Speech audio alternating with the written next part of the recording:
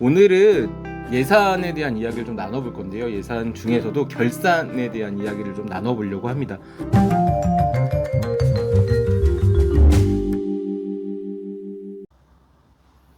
네.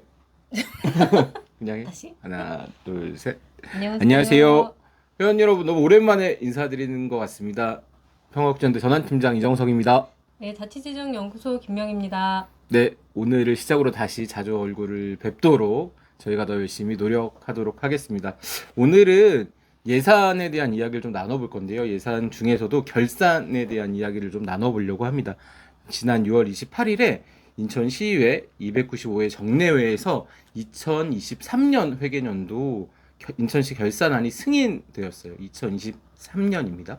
2023년 결산을 이번에 통과하게 된 거죠? 네, 예산 과정은 계획부터 집행까지 3년이 소요됩니다. 22년도에 계획을 세우고 23년도에 집행하고 24년도에 결산 이렇게 되는 건데요. 결산을 통해서 예산 계획이 적절하였는지를 확인하고 다음 연도 예산 편성과 재정 운영에 그 결과를 반영한다는 데 있어 결산의 의의가 있습니다. 하지만 예산하고 비교해보면 시민의 관심이 떨어지는 건 사실이에요. 그래서 오늘은 시민이 결산에 관심을 갖고 들여다봐야 하는 이유를 말씀드리려고 하는데 그 중에 하나가 바로 예산의 2월입니다. 예산은 1년 단위로 계획을 세워 집행하는 게 원칙이지만 사업에 따라서는 그 해에 다 사용하지 못할 경우 해를 넘겨서 집행할 수 있게 하는데 이것이 예산의 2월입니다. 예산의 2월은 불가피한 측면이 있어요. 그래서 그 필요성은 인정되기는 하지만 필요한 사업인데 우선순위에 밀려서 예산이 편성되지 못했던 수많은 사업들을 생각한다면 이러한 예산의 2월은 최소화되어야 하고요.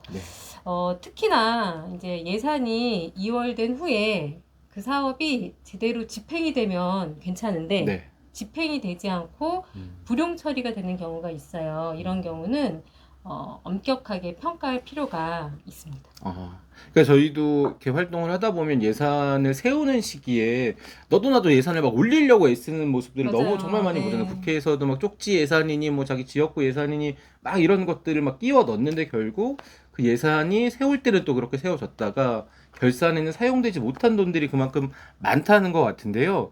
그런 사례가 어떤 게 있는지 좀 구체적으로 설명해 주시면 더 이해하기 좋을 것 같습니다. 네. 2023 회계년도 인천시 결산서에서 확인한 사안들인데요. 이제 도원체육관 내짐 보강 개보수 공사라는 사업이 있었어요. 체육진흥과에서 진행을 한 사업인데요. 이 사업은 2022년도 1회 추경 때 21억 200만 원의 예산을 편성했습니다. 심지어 추경 때 편성했네요. 네, 추경에 편성을 했어요. 근데 편성을 하고 나서 22년도에 집행을 하지 못했어요. 그 이유가 공공건축 심의 등 사전 이행 절차를 갖춰야 된다. 그래서 집행을 하지 못하고 2023년도로 2월을 했어요. 갖추지도 못하고 추경을 세운 것부터가 좀 잘못된 거 아닙니까, 이건? 네, 어쨌든 2월을 했는데 2023년도에도 이 예산을 다 집행을 하지 못했어요. 그래서 결국은 19억 776만 원을 불용 처리를 했고 2024년도 본 예산에 또 올해 다시 9억 5,900만 원을 편성을 했습니다. 추경이란 게 워낙 본 예산 때 안 돼갖고 급하게 세우는 예산이잖아요. 근데 급하게 준비도 안 됐는데 세워놓고 못 쓰고 올해 또 세우고 불용 처리하고 또 세우고 뭐 하는 건지 잘 모르겠네요. 네, 이러한 사례가 있고요. 그리고 또 다른 사례는 국제대회 유치 대비 문학경기장 노후시설 개보수라는 사업이 있어요. 역시 체육진흥과 사업인데요. 2022년도 1회 추경 때 30억 또 추경이네요. 또 추경. 네, 또 추경입니다. 1회 추경 때 30억 예산을 편성했는데요. 마찬가지로 사전 행정 절차를 이행하지 못했다는 이유로 2월을 했고 그 예산이 다시 2023년도에 집행되지 못하고 불용 처리가 됐어요. 그리고 또 다른 사업으로는 계양 소극장 건립 사업이라는 게 있습니다. 이 사업은 작전 문화공원에 소극장을 건립하는 사업인데 마찬가지로 2022년도에 본 예산에 23억 3천만 원을 편성을 했어요. 네. 그런데 사업 추진 여부에 대해서 그러니까 사업을 추진할 것인가 말 것인가라는 결정을 의견 수렴을 해야 된다, 네, 시민들한테. 네. 뭔가 좀 바뀐 것 같죠? 네. 네, 그 의견 수렴을 이유로 전액 2023년도로 명시효를 했다가 불용 처리를 했습니다. 의견 수렴 절차를 먼저 밟자고 예산부터 세워놨다가 의견 수렴해서 안 돼서 불용 처리되는 그렇죠. 사례가 네. 또 있었네요. 네네.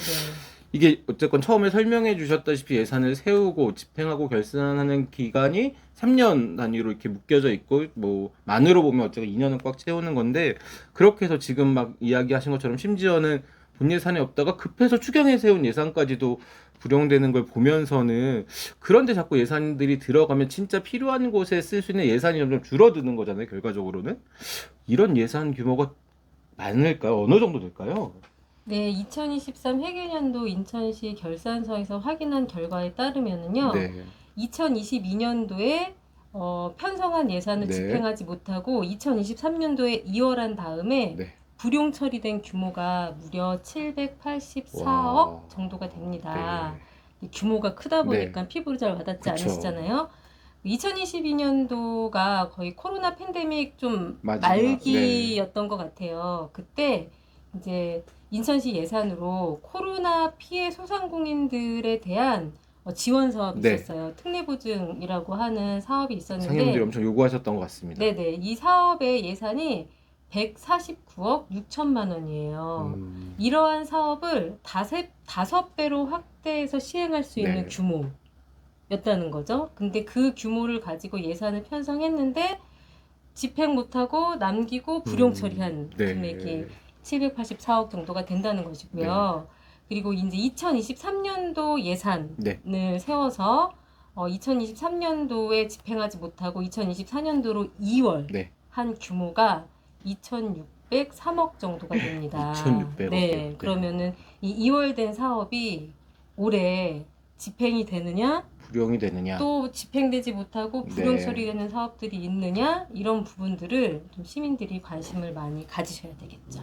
네, 아까 예만 좀 봐도 추경해서 세우고 사용하지 못하고 혹은 또 제대로 된 시민들의 의견을 듣지 않고 예산부터 세워놨다가 결국 시민들의 의견을 들어봤더니 사용할 수 없는 예산이 되고 이런 것들이 자꾸 반복되면 정작 우리 시민들에게 꼭 필요한 곳에 쓰여야 될 예산들의 규모가 결국엔 줄어드는 것으로 나타나는 그렇죠. 셈인데요. 네. 이런 것들을 좀 최소화할 수 있는 방안이 어떤 게 있을까요? 네, 좀 너무 원칙적인 이야기인 것 같기는 하지만 네. 예산을 그 수립하는 단계에서부터 사전에 필요한 행정 절차라든가 네. 그리고 시민들의 의견이라든가 이러한 부분들을 좀 면밀하게 검토를 해서 예산을 투명하게 네. 편성할 필요가 있을 것 같고요.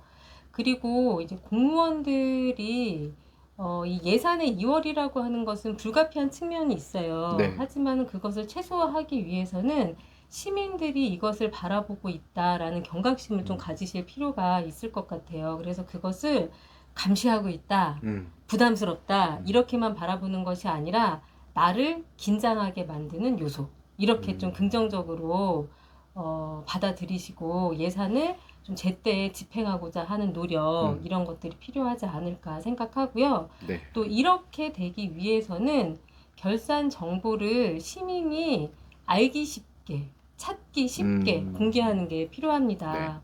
행정기관의 정보는 홈페이지에 대부분 많이 공개되어 있는 것은 사실이기는 하지만 어떤 정보가 어디에 있는지 찾기는 정말 어려워요. 어렵죠. 저도 네, 어려울 때가 어려워요. 있더라고요. 네, 그리고 그 정보를 찾았는데 이게 무슨 내용인지 해석하는 것도 어렵고요. 네. 알아보기가 네. 힘들어요. 방대한 그 자료를 그냥 부서별로 다 이렇게 네. 합산해가지고만 놓는 경우들이 많기 그때 또 때문에 시민들의 언어가 아니라 공무원들의 언어로 적혀져 있는 것도 너무 많아가지고. 네, 맞습니다. 그래서 이러한 부분들은 좀 개선이 필요하고 그러기 위해서는 행정기관이 시민 친화적 감수성을 좀 높이면서 시민의 입장에서 어떤 부분들이 궁금할지 이런 것들을 좀 염두에 두시고 정보를 공개하는 게 필요합니다. 네.